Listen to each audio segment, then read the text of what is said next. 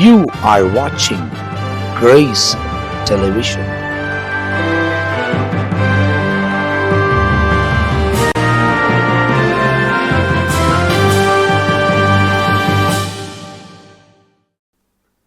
கிறிஸ்துவுக்குள் அன்பான தேவ ஜனங்கள் அனைவருக்கும் ஆண்டவரின் நாமத்தில் வாழ்த்துக்கள்.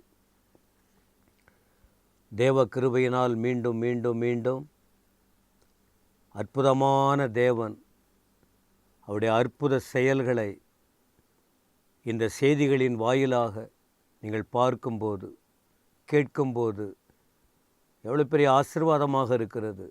நீங்கள் அதை அனுபவிக்க வேண்டும். வேதாகமத்தில் அநேகர் ஆண்டுடைய ஆசீர்வாதங்களை அனுபவித்திருக்கிறார்கள். அதை நினைச்சு சந்தோஷப்பட்டு இருக்கிறார்கள். நாங்களும் இதை படிக்கும்போது தியானிக்கும்போது எங்கள் வாழ்க்கை ஆசீர்வதிக்கப்படுகிறது. 1 வருஷம் 2 வருஷம் அல்ல, 40 வருஷத்துக்கு மேலே இந்த வசனங்களை படித்து படித்து படித்து சோர்ந்து போகும்போது, பிரச்சனைகள் வரும்போது, மனிதர்கள் வெறுக்கும்போது இந்த வசனங்களை படித்து ஆறுதல் அடைந்திருக்கிறோம். நீங்கள் மட்டும் ஏன் தனித்து விடப்பட வேண்டும்? யாரும் இல்லை, எங்களை எல்லாம் ஒதுக்கி விடுறாங்க. பணம் இருக்குது, எல்லாம் இருக்குது, ஆனால் எங்களை யாரும் கண்டுகலை. எங்கள் வாழ்க்கையே எதற்குன்னு சொல்லி நீங்கள் ஏன் தனித்து இருக்கணும்? அதனால் உங்களுக்கு ஒருவர் இருக்கிறார் என்பதை தான் உங்களுக்கு நான் அதை கற்றுக் கொடுக்கிறோம். அந்த தெய்வத்தை காட்டி கொடுக்கிறோம். இன்றைக்கும் உங்களுக்கு ஒரு வார்த்தை என்ன தெரியுமா? உங்கள் வாழ்க்கையில் அற்புதம் நடக்கணுமா? தேவ வார்த்தைக்கு கீழ்ப்படிங்க. இன்றைக்கி அநேகருடைய வாழ்க்கையில் அற்புதம் நடக்கவில்லை.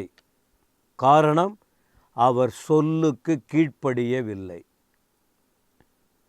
தேவன் சொல்லதான் செய்வார். நாம் கேட்கணும், நாம் கீழ்ப்படியணும். அதன் பிறகு பாருங்க அற்புதம் வாழ்க்கையில் நடக்குதா இல்லையான்னு. அப்போ என்ன சொல்ல வர்றீங்க? 2 ராஜாக்கள் 5ஆம் அதிகாரம், 2 ராஜாக்கள் 5ஆம் அதிகாரத்தில் ஒரு வார்த்தையை உங்களுக்கு குறிப்பிட விரும்புகிறேன். 14ஆம் வசனம். 2 ராஜாக்கள் 5ஆம் அதிகாரம் வசனம் 14.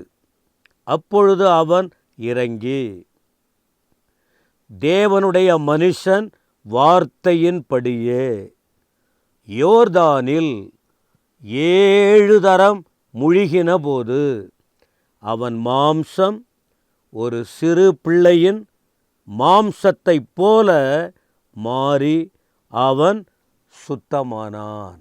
அப்பொழுது அவன் இறங்கி, எப்பொழுது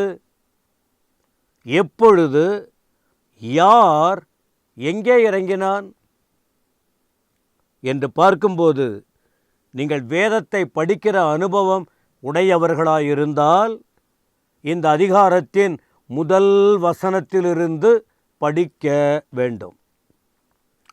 அங்கே நீங்கள் பார்க்கும்போது ஒரு நாகமான் என்று சொல்லப்பட்ட சீரியா தேசத்தில் ஒரு பராக்கிரமசாலியாக இருந்த மனுஷன், அவன் பெயர் நாகமான்.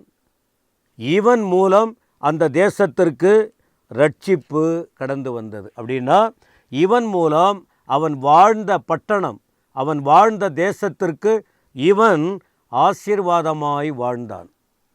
இவ்வளவு பெரிய மனுஷன், நாட்டுக்கு பெரியவன், பொறுப்பிலே பெரியவன், பராக்கிரமசாலி. ஆனால் என்ன தெரியுமா? அவனோ குஷ்டரோகியாக இருந்தான். எவ்வளோ மனவேதனை இருந்திருக்கும். உலகத்தில் எல்லாம் புகழுறாங்க, அவருடைய செயல்களை பாராட்டுகிறார்கள், அவருடைய திறமையை நினைத்து சந்தோஷப்படுகிறார்கள்.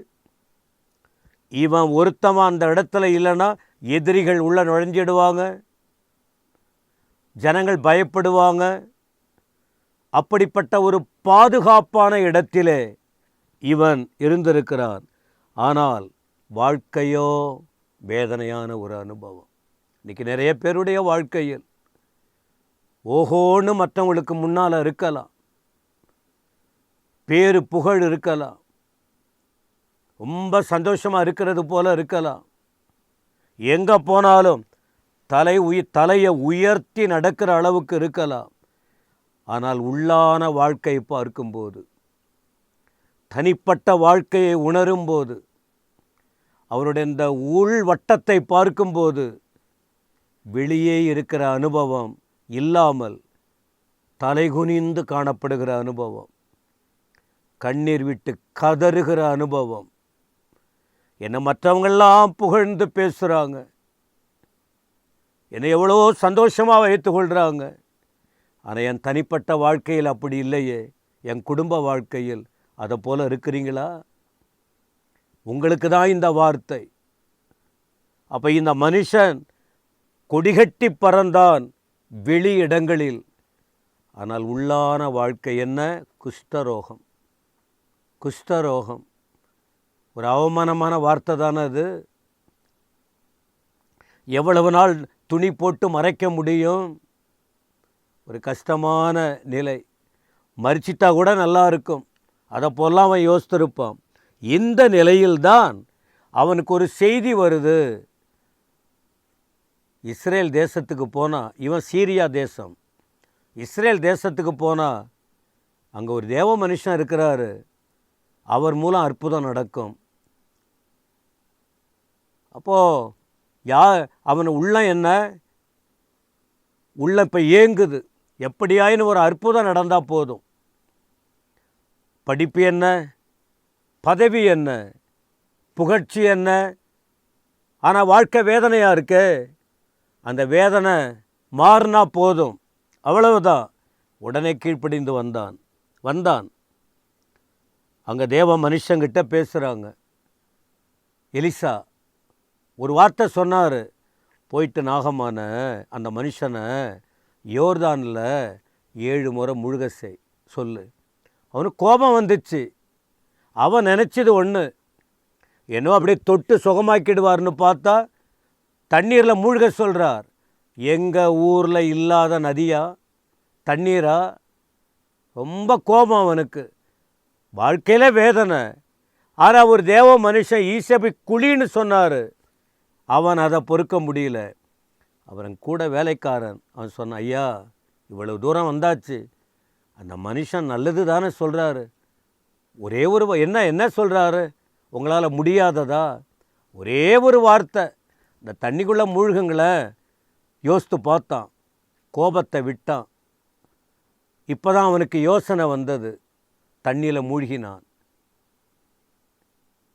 எருசலேமில் இஸ்ரேல் நாட்டில் இருக்கிற யோர்தான் நதியில் அவன் மூழ்கினான். 7 முறை சுகமாயிட்டான். அப்புறம் இந்த தெய்வத்தை அறிந்து கொண்டார். இந்த வார்த்தையை கேட்கிறவர்களே, நீங்கள் நல்லா இருக்கணும்னு ஆண்டவர் பேசுகிறார். ஏன் நீங்கள் அப்படியே குறுகி போகணும்? ஆண்டவர் சொல்கிறார், என் வார்த்தையை கேளு, கீழ்ப்படி, நீ நல்லா இருப்பன்னு.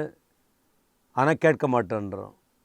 இன்றைக்கி உங்ககிட்ட ஆண்டவர் சொல்கிறாரு, நீ உங்கள் சுகத்துக்காக ஊழியர்கள் மூலமாக பேசுகிறாரு, உங்கள் ஆசீர்வாதங்களுக்காக ஆண்டவர் பேசுகிறாரு.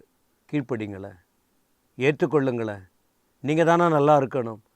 நீங்கள் குடும்பத்தோடு நல்லா இருக்க முடியுமே, நண்பர்களோடு நல்லா தைரியமாக இருக்க முடியுமே. செய்வீங்களா? விசுவாசிங்க, உங்களுக்கும் அற்புதம் நடக்கும். ஆண்டவரை துதிக்கிறோம். இந்த வார்த்தைகளுக்காய் ஸ்தோத்திரம். இந்த விதைக்கப்படுகிற வார்த்தை வெறுமையாய் திரும்பாது, மாற்றம் உருவாகட்டும்.